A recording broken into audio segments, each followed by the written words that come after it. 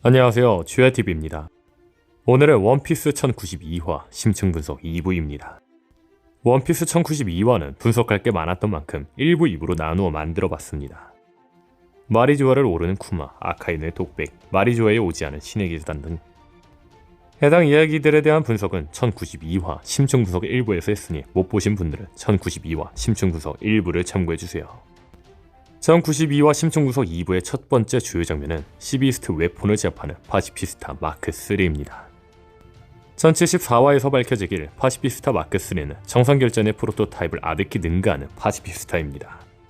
시비스트 웨폰은 해왕류를 재현한 것으로 해왕류 못지않은 힘을 가지고 있는데 시비스트 웨폰을 가볍게 제압하는 마크 3 확실히 강합니다. 그렇다면 여기서 또 하나 생각해볼 건 마크 3의 버블 실드인데 이는 베가펑크가 발명한 최강의 방패입니다. 베가펑크에 의하면 버블 실드는 폭탄도 견디며 해루 속에 에너지까지 담았다고 합니다. 해왕류도 가볍게 제압할 정도의 힘과 능력자들을 제압할 수 있는 버블 실드까지 가진 마크 3. 과연 밀짚모자 일당이 마크 3를 어떻게 상대할지 기대되네요. 다음 주장면은 키자루와 루피의 대결입니다. 여기서 제가 주목한 건 베가펑크에 대해 이야기하는 키자루와 루피입니다. 키자루는 루피와 싸우며 말합니다. 해적인 네가 베가펑크를 지키는 건 어떻게 된 거지? 이에 루피는 말합니다. 왜 너희들이 사과 아저씨를 죽이고 싶어 하는 건데? 그때 키자루는 루피에게 공격을 준비하며 말하죠. 죽이고 싶어 할 리가 없잖아. 베가펑크랑 오래 알고 지낸 사이니까 방해하지 말라고.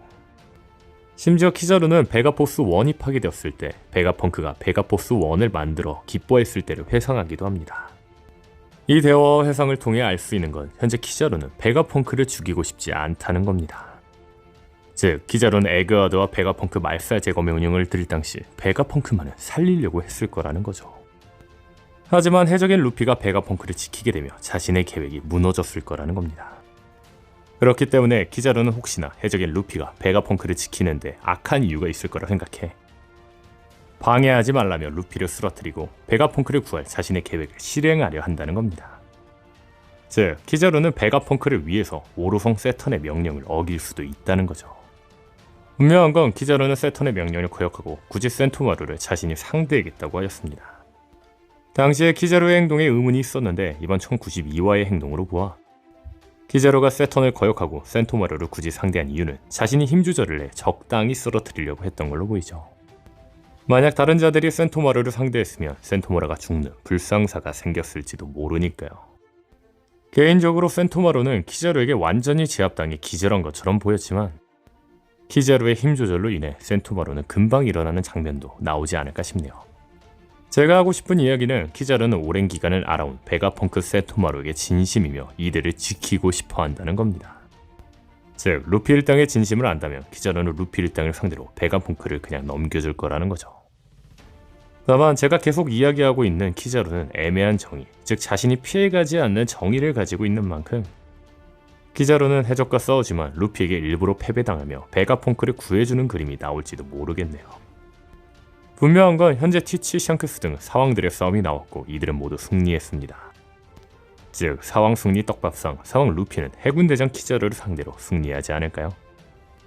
다음 주요 장면은 키자루와 보니입니다. 키자루는 보니를 보며 말합니다. 제법 많이 컸네 보니. 요즘에는 성장이 참 빨라. 그런데 이 대사로 한 가지 추정해 볼 수 있는 게 있습니다. 오다쌤은 원피스 SBS를 통해 최악의 세대의 나이를 공개하였습니다. 그런데 여기서 주목할 건 오다쌤이 공개한 2년 전 기준으로 보니의 나이는 22세 추정이었다는 겁니다. 제가 이 이야기를 한 이유는 많이 컸다는 키자루의 대사의 의미는 본인은 현재 보이는 모습보다 더 어리지 않냐라는 의미라는 겁니다. 즉, 키자루는 어린아이인 보니에게 능글맞게 능력을 써서 더 커졌네라고 이야기했다는 거죠. 다시 말해 본인은 현재 능력으로 24세의 나이를 유지하는 것이고 원래 나이는 더 어리다는 거죠. 이 가설에 근거가 하나 있는데 그건 바로 에그에 대해서의 밀짚모자 일당과 보니의 만남입니다. 보니는 에그에 대해서 밀짚모자 일당과 만날 당시 해류에 휘말려 있었습니다. 그런데 이때 당시 보니의 모습은 어린아이였다는 겁니다. 해류에 휘말려 바다의 힘을 받았다면 능력자는 자신이 유지하고 있을 능력이 해제되었을 확률이 큽니다. 즉, 루피 일당과 만날 당시 어린아이의 모습인 보니는 힘이 빠져 능력이 풀렸던 상태라는 거죠. 물론 아직까지 단서가 부족한 만큼 이 부분은 좀 더 지켜봐야 할 것 같네요. 다음 주 장면은 키자루와 싸우는 보니입니다. 저는 현재 보니의 정체가 보니로 변한 대본이 아닐까라고 이야기했습니다. 그 이유는 1090화 속 보니가 성격과 다르게 상대를 매우 칭찬하며 이야기를 했다는 거죠. 심지어 은근히 핵심을 잘 짚는 루피가 보니의 분위기가 기분 나빠졌다고 한 건 역시 떡밥일 수 있죠. 그런데 이번 1092화에서 보니는 키자루를 향해 자신의 능력을 사용하며 공격을 했습니다. 다만 보니의 공격이 제대로 안 들어간 만큼 아직 보니의 정체가 대본이 아니라고는 단언하기에는 애매합니다. 개인적으로 저는 이번에 날아가 버린 보니가 대본이라면 프론티어 돔에 부딪혀 폭발해 능력이 풀려 정체가 밝혀질 거라고 생각합니다. 다만 보니가 프론티어 돔에 부딪혀 폭발하지 않는다면 보니는 보니 그 자신이 맞을 거라 생각합니다. 이게 무슨 말이냐면 이번 보니가 날아가며 폭발하는 장면은 이번 에그에 대해 나왔던 장면과 아주 비슷합니다. 1073화 속 요크의 명령을 받은 세라핌 징베는 에디슨을 공격했고 에디슨은 세라핌 징베에게 파괴된 것처럼 보였습니다. 다만 상대의 엄청난 스피드로 에디슨을 구해주었죠. 즉 이번 1092화에서 나온 보니가 진짜 보니라면 에디슨을 구한 것처럼 상대가 구해주는 그림이 나오지 않을까라는 거죠. 다음 주 장면은 키자루를 공격하는 보니입니다. 제가 여기서 주목한 건 키자루는 보니를 정말 툭 쳤다는 겁니다. 심지어 키자루는 말하죠. 임무 이외의 일로 지인에게 상처를 입히게 만들지는 말하죠. 키자루의 행동과 대사를 알 수 있는 건 키자루는 보니에게 어느 정도 정이 있다는 거죠. 그렇다면 여기서 주목할 건 아카이누의 회상입니다. 아카이누는 보니에게 쿠마에 대해 이야기해줬습니다. 다만 이 장면, 뭔가 아카이누가 생각보다 다정한 느낌입니다. 게다가 분명한 건 과거 보니는 티치에게 당해 묶였고 이를 아카이누에게 넘겼습니다. 그런데 이후 보니는 해군에 잡혀있지 않는 모습이 나왔죠. 혹시 아카이누가 보니를 풀어줬던 거 아니었을까요? 즉 해군 대장들이 보니와 정이 있는 걸로 보인다는 거죠. 과연 해군 대장들과 보니는 어떤 관계를 가지고 있는 걸까요? 다음 주 장면은 니카로 변해 키자루를 상대하는 루피입니다.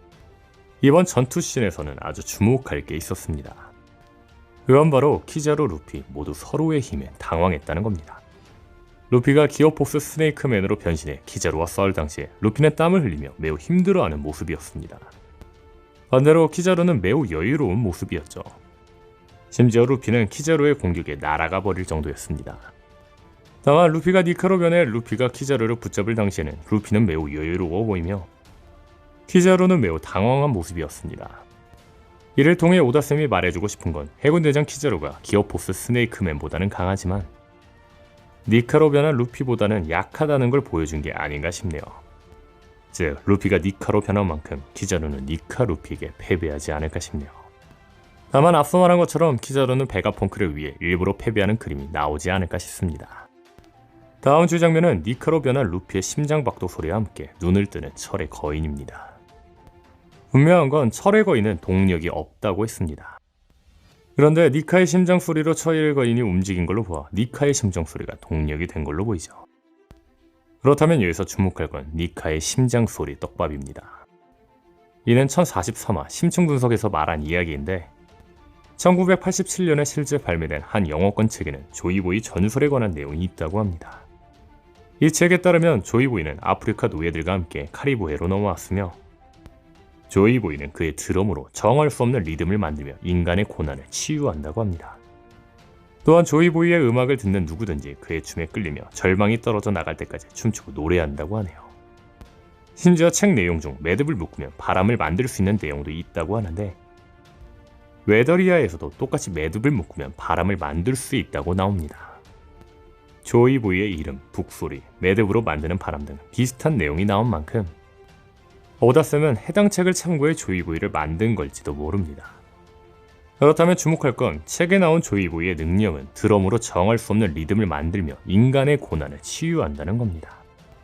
다시 말해 드럼 소리인 니카의 심장박동 소리는 어떤 능력이 있을 거라는 거죠. 개인적으로 이 책을 참고해 만들었다면 주위 동료들을 회복하는 능력도 있지 않을까 싶습니다. 분명한 건 니카의 심장박동 소리는 무슨 능력이 있을 거로 추정되는 만큼 철의 거인이 부활한 게 이상한 게 아니겠죠. 오늘 영상은 여기까지입니다. 시청해주셔서 감사합니다.